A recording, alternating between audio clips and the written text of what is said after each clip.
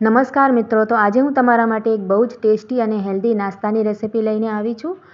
તો આ નાસ્તો એકદમ ઓછા તેલમાં અને ઘરની સામગ્રીથી બનીને તૈયાર થઈ જાય છે. તો વિડીયોને એન્ડ સુધી જરૂરથી જોજો, તમને બહુ જ પસંદ આવશે.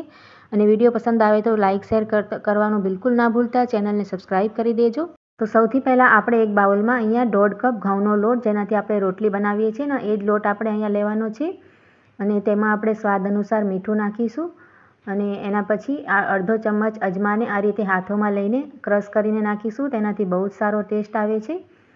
અને એના પછી આપણે અહીંયા કુકિંગ ઓઇલ નાખીશું 2 ચમચી. તેનાથી નાસ્તો એકદમ ખસ્તા બનશે. અને હવે આપણે એને મિક્સ કરી લઈશું સારી રીતથી. બસ મીઠું અને લોટમાં સારી રીતે ભળી જાય એટલે આ રીતે એને મિક્સ કરી લેવાનું છે. અને એના પછી પાણી લઈ લેવાનું છે. તો અહીંયા 1 કપ પાણી મેં લઈ લીધું છે. તો એમાં થોડો પાણી આપણે ઉમેરતા જવાનું છે. અને લોટને રોટલીની જેમ આપણે બાંધવાનું છે, પણ થોડું એને સખ્ત રાખવાનું છે, વધારે નરમ નથી કરવાનું.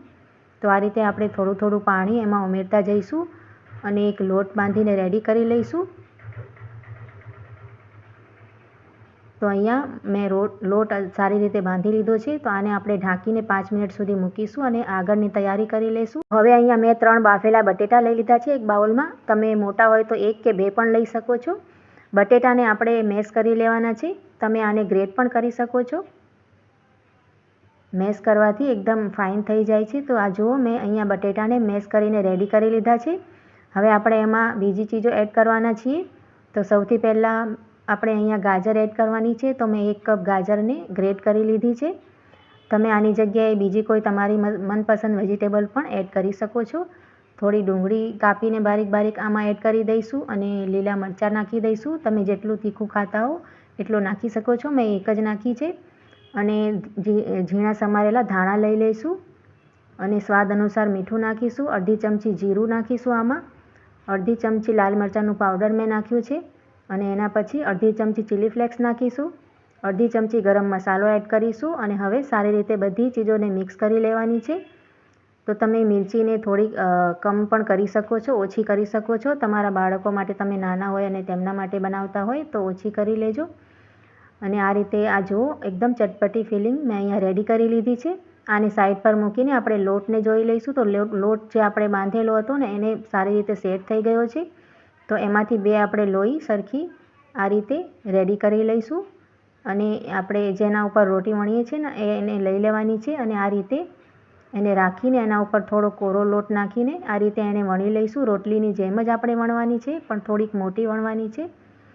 અને પાતળી રાખીશું. એકદમ જાડી થિકનેસ એની નથી રાખવાની, કેમ કે નાસ્તાને આપણે ઓછા તેલમાં બનાવવાના છીએ. તો અંદરથી સારી રીતે કૂક થઈ જાય ને, એટલા માટે આપણે એને પાતળી વણીને રેડી કરીશું. તો અહીંયા તમે જોઈ શકો છો, મેં મોટી રોટલી વણીને તૈયાર કરી લીધી છે. એકદમ રોટલીની જેમ જ એની પાતળી રાખી છે. અને હવે આપણે એની ઉપર ટમેટો કેચઅપ હલકું એને સ્પ્રેડ કરી દઈશું, લાઇટ લગાવીશું. એની જગ્યાએ તમે ગ્રીન ચટણી પણ લગાવી શકો છો. અને જો આ બટેટાનું મિક્સર આપણે રેડી કર્યું છે ને, તે એની ઉપર પાથરીને આપણે બધી રીતે હાથની મદદથી સ્પ્રેડ કરી દેવાનું છે ચારે બાજુ. આ રીતે કિનારી પર પણ સારી રીતથી લગાવીશું.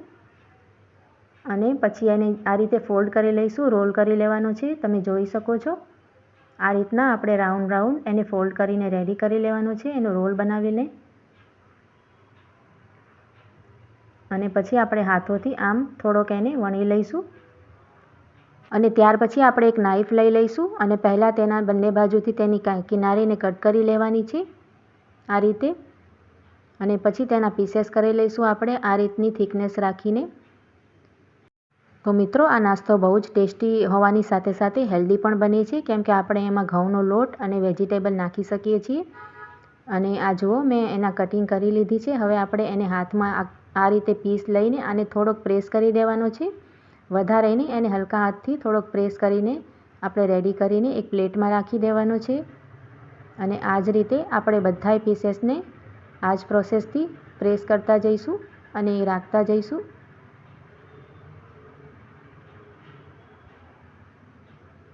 તો મેં આ જ રીતે બધાય પીસેસ નાસ્તાના રેડી કરીને એક પ્લેટમાં રાખી લીધા છે, તમે જોઈ શકો છો.